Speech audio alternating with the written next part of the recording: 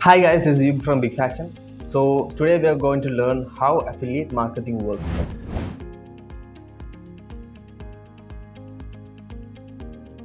Affiliate marketing is one of the powerful ways to make money online.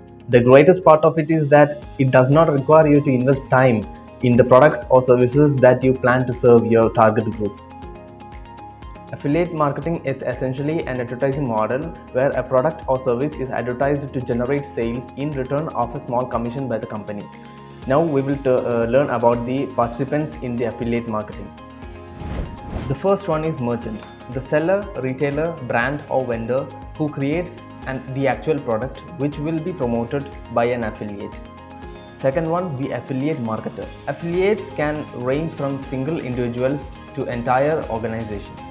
An affiliate basically advertises products and services to attract potential customers to purchase the product or service.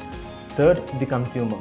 Consumer is someone who is the target of an affiliate for clicking the link and purchasing the product or service from the merchant.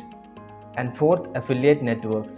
Affiliate networks are typically the website and platform that help in bridging the gap between the merchant and affiliates.